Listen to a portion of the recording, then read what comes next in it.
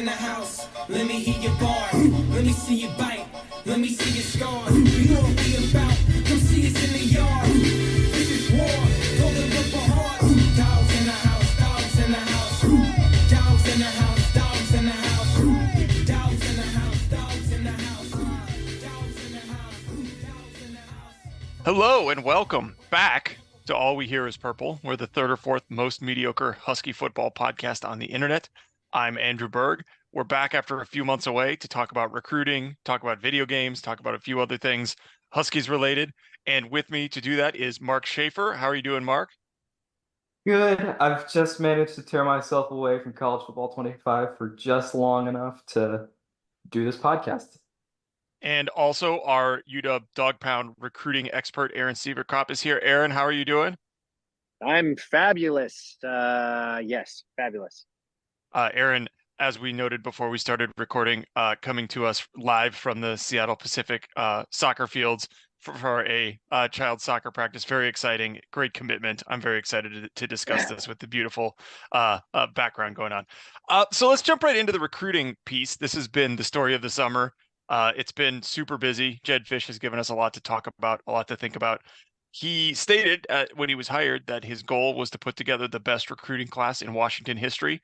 I don't know if we've met that standard yet, but it's still been really good. I think better than most would have expected coming in. Right now, ranked number 17 in the country by 24/7 Sports and their composite rankings, fifth in the Big Ten. 7 blue chip prospects have committed so far. Headliner is Zadrius Rainey Sale, top ranked recruit in the class. He's a 4-star recruit out of Bethel, in-state recruit.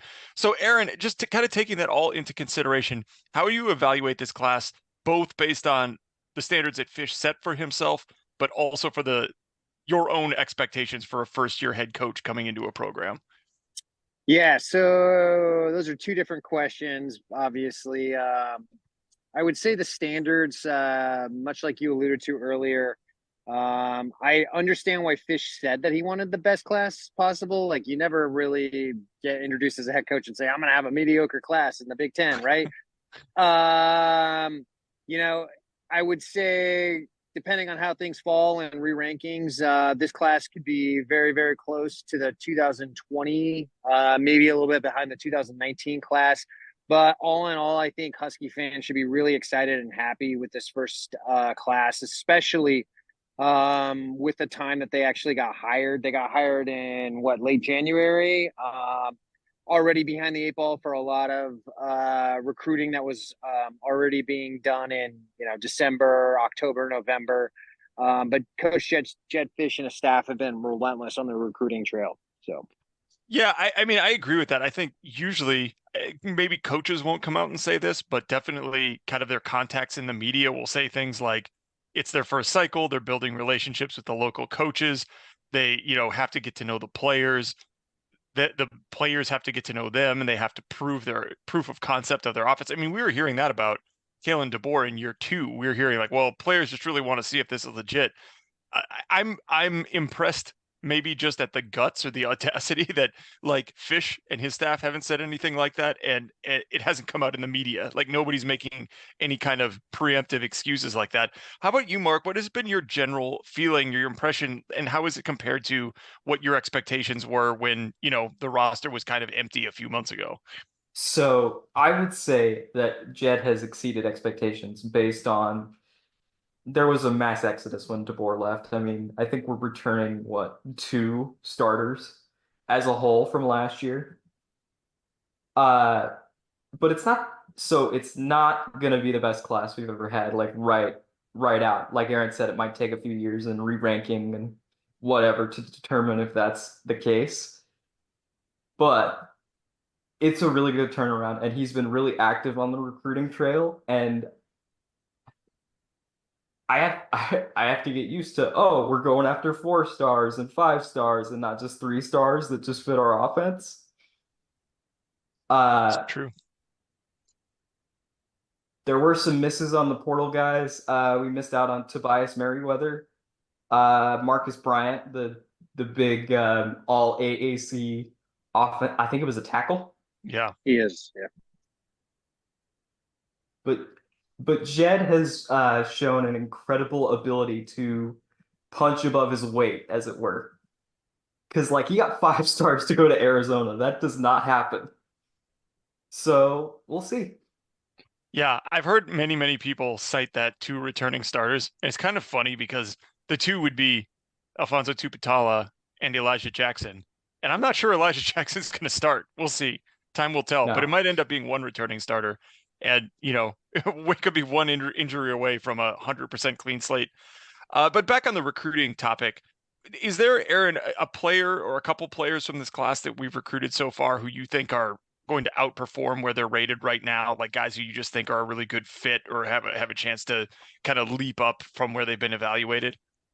Yeah. So I'll just, you kind of mentioned this player, but just his size, his speed, and his ability to play multiple positions. Dylan Robinson, even though Dylan is rated as a 4-star, top 200, top 150 player, he has the potential with 10.8 speed, 6'3" frame to be elite. Like if the defensive coaches of UW can coach him up like everyone thinks that they can, I mean, he could be a lockdown, NFL first round pick.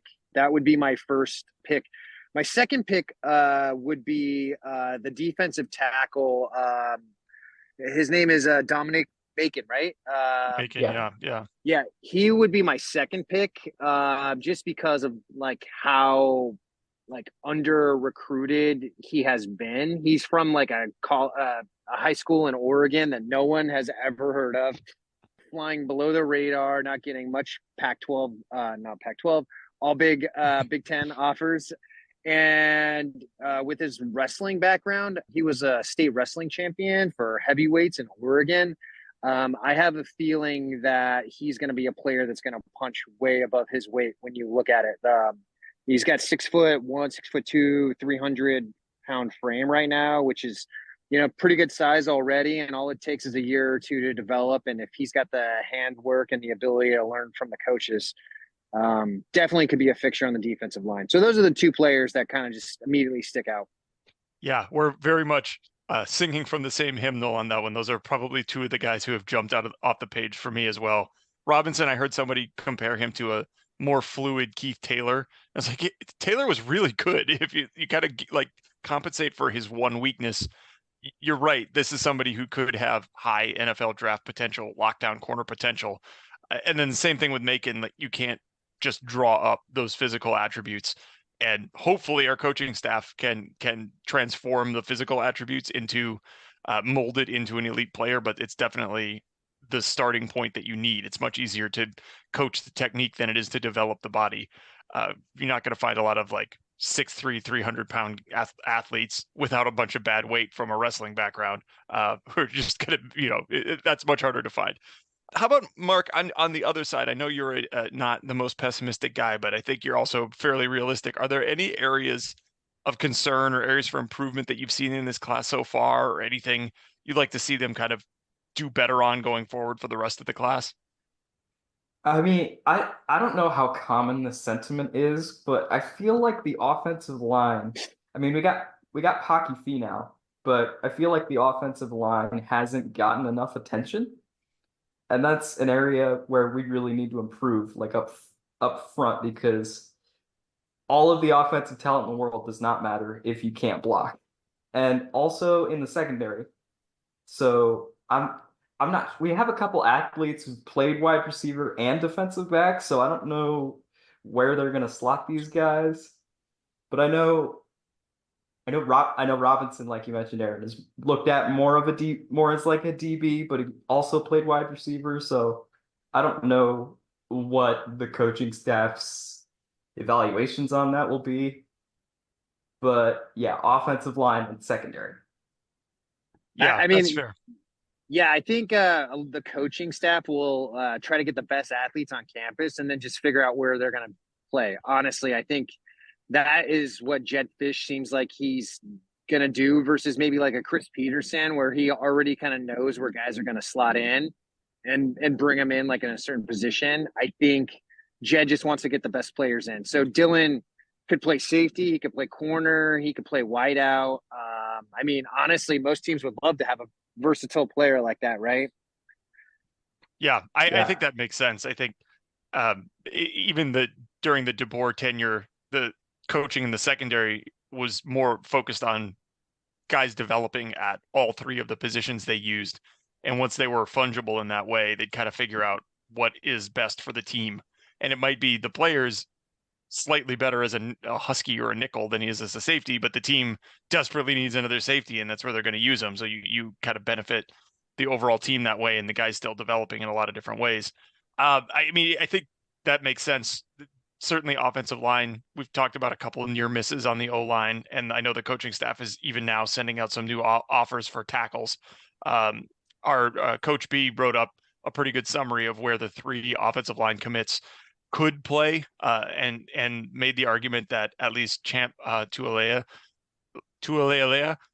could potentially slide out to the tackle position. He does look like a good athlete, but I think they probably, based on the offers that are still going out, would certainly like to get a more true offensive tackle in the class. And that brings me kind of to the next question for you, Aaron.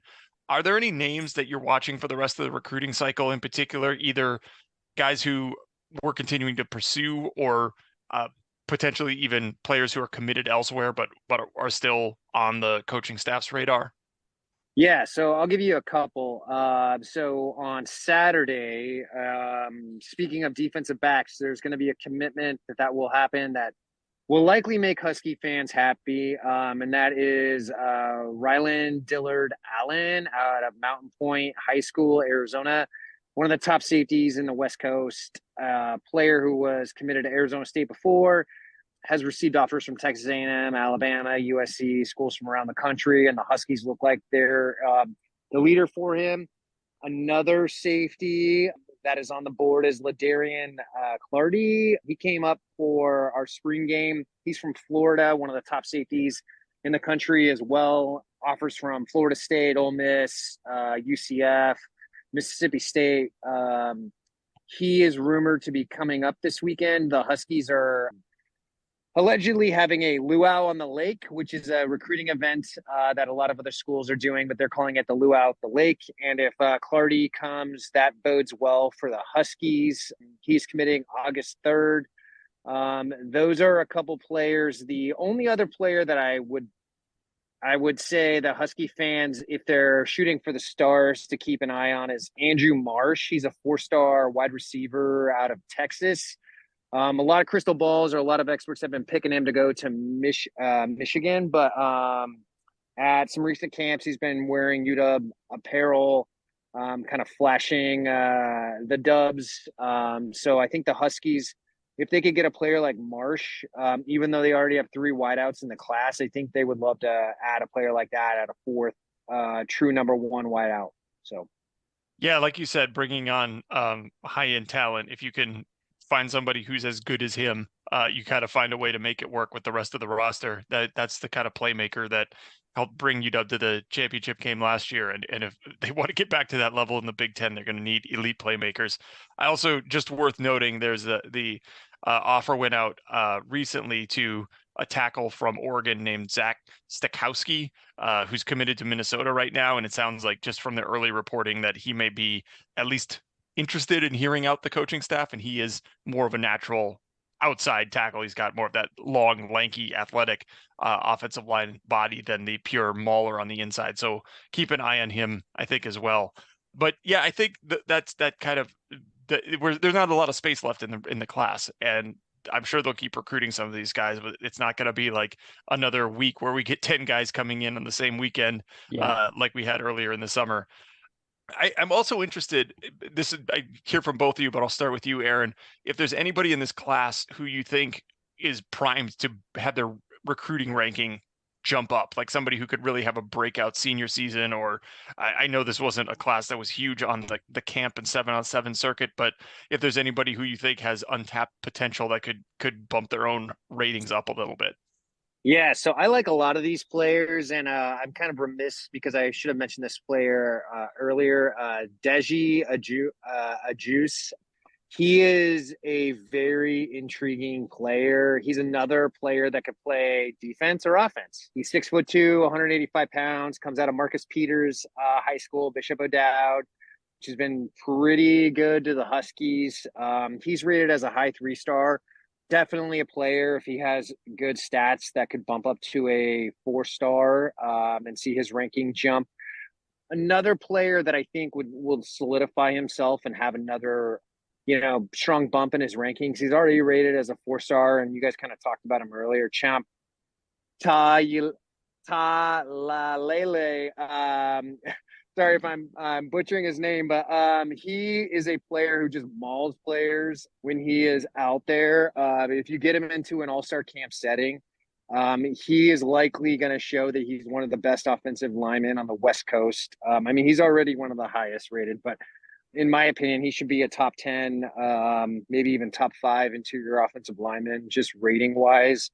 And then he's committing on Saturday. I mentioned him earlier. Rylan Dillard Allen is another player. I think the knock with him is his frame. He's only listed at 5'10", 5'11", 165 pounds. So he looks really thin. But if he can add some weight, he flies around the football field. He only played in 4 or 5 games last year because of a transfer. And he runs a reported like 10.5, 10.6 100, which is flying. As a safety. So that's another player that I would, if he ends up as a Husky, keep my eye on. Yeah, all super exciting players. On the Polynesian name pronunciation guide, our Coach B is from Hawaii, as you may have heard, and he's said the cheat code is to pronounce all the vowels. So I'm going with Taulealea for now, but I'll be more than ready to be corrected on that when it comes around somewhere down the road. Mark, is there anybody in this class you've got your eye on as somebody you think has untapped potential or a chance to kind of break out a little bit? I just want to agree with Aaron on Deji Ajose. I love this part of the year when we've all read the names 1,000 times and heard them said out loud 0 times. Yeah. Like Aaron said, he's got great speed. I think in your write-up you said he ran like a 10.8 or like a 10.900. So he did. It'll be exciting to see how he develops just that speed. I like track speed. Yeah. Size and speed combo. It's a good place to start. Yeah. I'm also interested, and this might just be because of his name, but Vander Plug. Oh yeah, Vander's awesome. 4-star tight end, or is he a 3 and then he might be? He's a 4-star tight end. But I am excited to see how he's going to turn out. Yeah, we had this year just a wonderful group of names in the tight end recruiting class. AJ Ia, Tiandre Waverly, Bear Tenney, just really strong tight end names. Bear and we took 2 of the best ones. Bear and Naone, also super strong. Yeah, we really excelled in the tight end name department. So one last question for you, Aaron. Is there a position coach in this new staff who's really jumped out as you for you as a great recruiter so far? I know, in the past staff, Coach Shepard with the wide receivers was regarded as a kind of an ace recruiter. And then we had Courtney Morgan as a director of player personnel. Is there anybody who's kind of emerging as that go-to who can really close the deal on our coaching staff so far? If I was going to give you a couple names of some coaches, I will give you, I'll actually give you 4. Vinny Sinceri, probably the most out of left field. Everyone's like, who the heck is Vinny Sinceri? Came from the NFL ranks. His dad was a long time Alabama assistant, top recruiter. He's proven, especially getting in a guy like Clardy, being able to get a visit. And if he can get 2 visits out of him and a commitment, that really speaks a lot if he can beat out Florida State.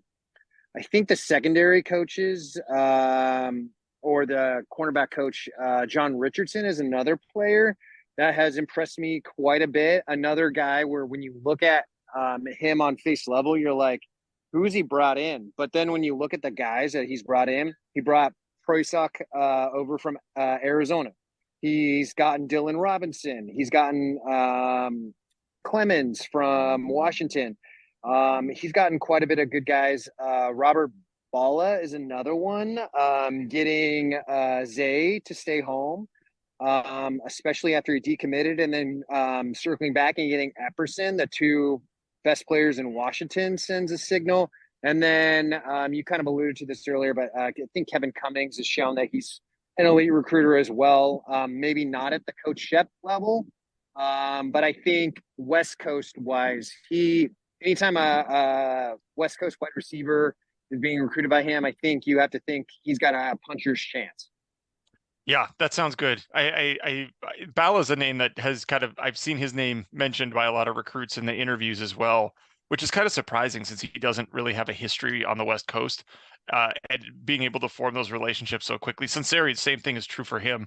My only memory of him was just being an incredibly annoying, scrappy little player for Alabama back in the day. But it's one of those guys that you hate to cheer against and love to cheer for. He's like the Mark Madsen of college football or something. So I'll take him as long as he stays with us. Yeah, that's great. I'm. What do you, just while we're on the subject, what are your thoughts so far on Brennan Carroll as a recruiter? Because it seems like we've mentioned a couple times the offensive line. We've had a lot of near misses. Like we've been close on a lot of good players, both in the transfer portal and in high school recruiting. Is it? I know he has some experience at Arizona and put together some decent offensive lines there. Do you think he's going to become kind of an ace recruiter where we're getting blue chip offensive linemen coming in, or is he going to be more on the player development side? I think he's going to be more on the player development side until he has a track record of developing, first, second rounders. I think you kind of alluded to it earlier. If you look at the recruits that he brought in Arizona and you look at how they played, they punched above their recruiting ranking every year that he was their offensive line coach. He has a certain style that Coach B has kind of alluded to. He's looking for like 6'8" offensive linemen that are massive. And I think, yeah, he's right now. I would lean in that he's going to get a few 4-stars here and there, but he's going to lean more heavily into development of players. Okay, fair enough. Yeah, that sounds good. I think that's it for recruiting. It's been a super interesting spring and summer for recruiting. Aaron, I know you got to get going. I'll let you head back to the soccer fields and take care of your young ones. Mark and I are going to come right back after this break, and we're going to talk a little bit about college football 2025, the new video game that has kind of preoccupied the college football world for the last week or so. So thanks for sticking with us so far, and we'll be right back. Welcome back to All We Hear is Purple. I'm Andrew Berg, still here with Mark Schafer. We're going to talk video games, something I don't think we've ever done on this podcast before. The new NCAA 25, or I guess now it's called College Football 25, came out this week. First time in, I think, 11 years due to some changes in the NIL rules. And this game was an absolute staple of my youth and young adulthood. I haven't played the new game yet. I don't own a video game console, but Mark, I'm going to live vicariously through you, and I want to hear what your early experiences have been like. So people thought, and this is going to take a while. So people thought this was going to be like Madden when it was announced, and people were scared because Madden hasn't been good for a long time. It's just been like it plays really slow. So I haven't played it for about 5 years at this point. But as soon as I got this game and I booted up the first game against Eastern Michigan, I was like, oh, this is awesome. It plays fast, running the ball feels really good. Throwing the ball is actually hard. It's like you have this meter where like if you throw like a lob pass, you'll just like lightly press the button and the pass will hang up in the air for a long time. But if you throw a bullet pass, if you throw it too hard, the receiver's got to come back to the ball.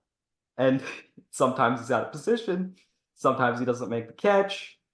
And the weather affects it too. Like this is the first time that the weather has actually affected throwing the ball. Like I was playing a road game at Rutgers and it was super hard to throw. So I didn't score until like the fourth quarter. Yeah, that's pretty cool. Yeah. So how about, I don't know if you got into this at all. One of my favorite parts about the game was the kind of like the program management part, like running, just simulating the games and doing the recruiting, setting the schedule, doing the, designing the offense and all of those things. Have you done any of the recruiting in this game yet? What is the Yeah. interface for that like?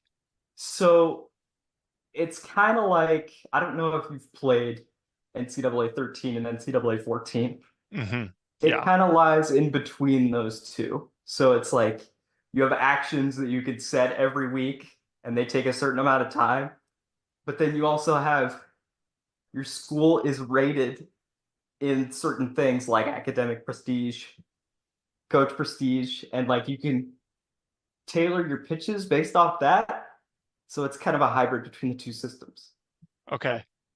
I am curious. The fun part about this game was always taking the terrible team and developing them over like 5 or 10 years. Like I had a forever long version of a dynasty with North Texas where I turned them into a superpower. And I had one shared with a friend in an online dynasty where he was Toledo and I was Akron, and we turned the MAC into the perennial national championship contender. I don't know if you've Right. had any experience with kind of going through the career mode, the dynasty mode yet, or if you've heard from other people. But is the word on going many years into the future so far? So I'm only 2 years in. I'm UW's OC right now. Okay. So I worked the portal this last off season, and I got Aiden Childs from Michigan Nice. State. He was at Oregon State last year. And I got Chase Roberts, a receiver from BYU.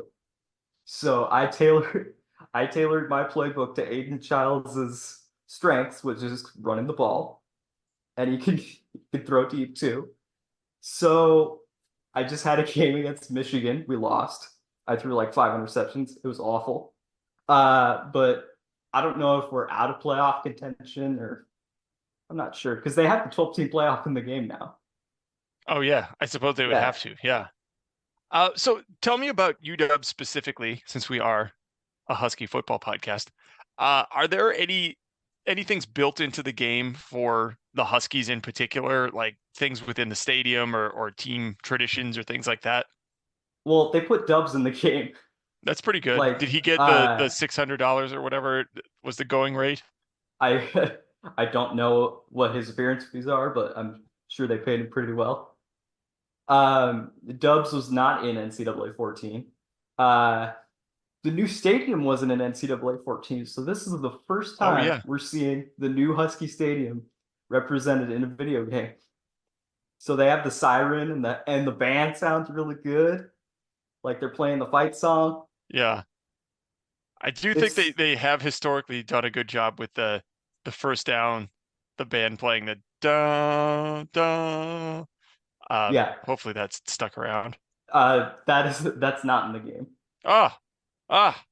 Send it back to development. But yeah, they usually have done a good job historically nailing Husky Stadium, and they nailed it here.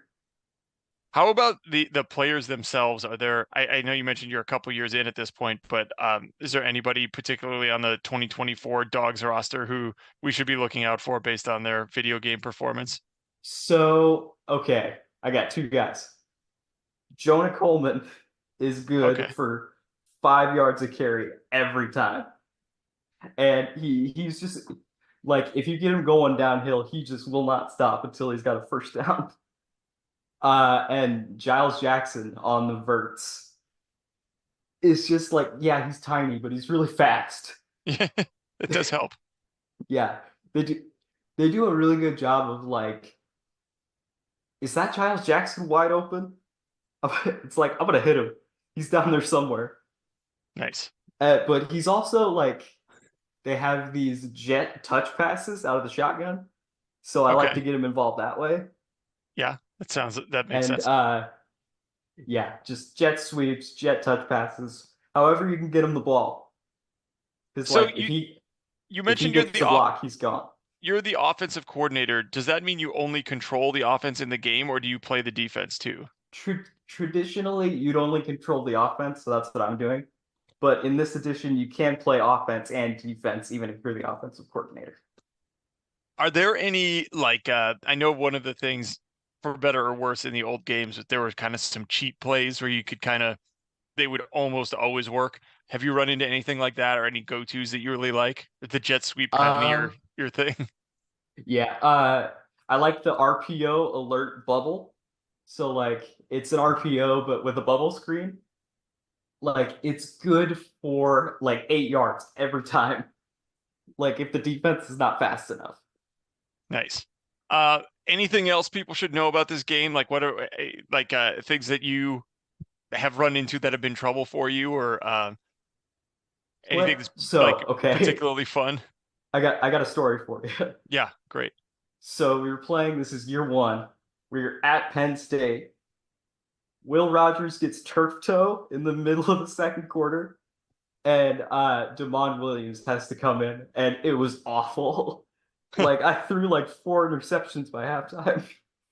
I kind of So thought like, Damon Williams would be like an extremely good video game player, just based on his speed and elusiveness. But I mean, maybe maybe he is. I could have been using him wrong. I don't know. could Because be. like I tailored my offense around Will Rogers. So like a lot of like drop back in the pocket, hit your receivers. I didn't send him to run that much. Hmm. So maybe I just wasn't using him right. I don't know.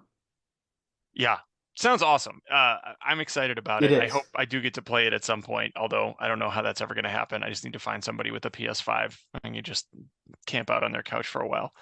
Um, I think that's the kind of brings us to the end. I did want to just briefly kind of update people. We're getting back into close to football season, so we'll be on a more regular recording schedule now.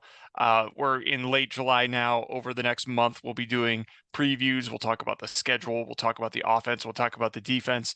We're going to have a rotating group on with me. We'll definitely talk to Mark. We'll talk to Coach B. We'll talk to Aaron. We'll have a couple other people coming in as well.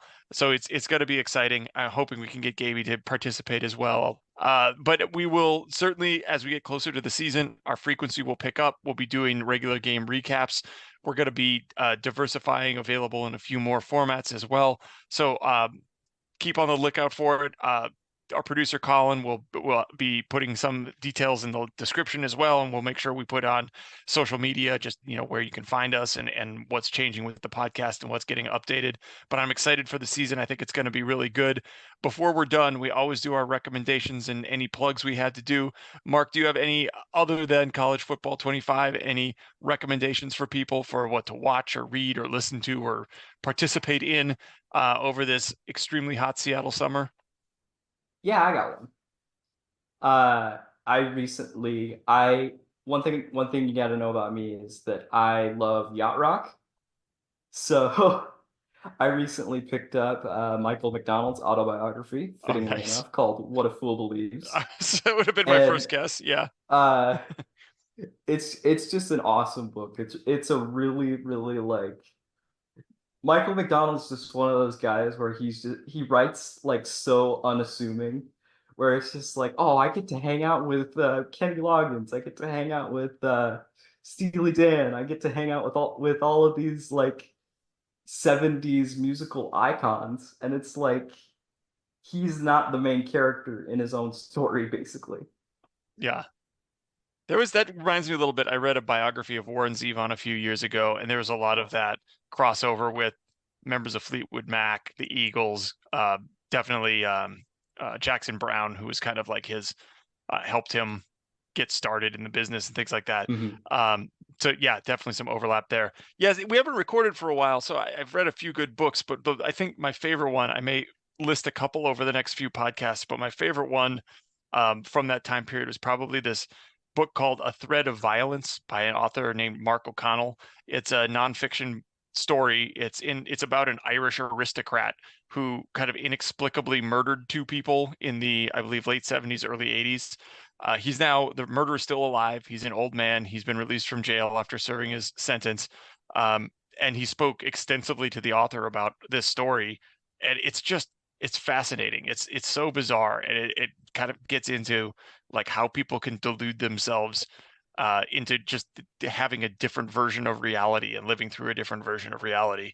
but highly recommended. It's called A Thread of Violence by Mark O'Connell. It's been on a bunch of the best nonfiction book of the year lists. So if that one comes across your list, comes across your frame of view for reading, I definitely recommend it. Any final thoughts, Mark, before we sign off for today? Just excited for the season to start. Yeah, I mean, like I said, we're going to get into offensive previews, defensive previews, opponent previews. We got a lot to talk about. So bottle up some of that excitement. We're going to use it in the next 5 or 6 weeks, but it's coming up. It's not that far away. I can't wait down to it for week 1. We got all this freshness, new offense, new defense. Just see it's a blank slate. I can't wait to see what it looks like. You notice that neither of us said that we spent the summer reading an autobiography of Cody Pickett. It hasn't been written yet, but I hope it will be, and I hope he comes on the podcast to discuss it and promote it. That will be the ultimate recommendation and plug section. In the meantime, thanks everybody for listening, and go Dawgs. Go Dawgs.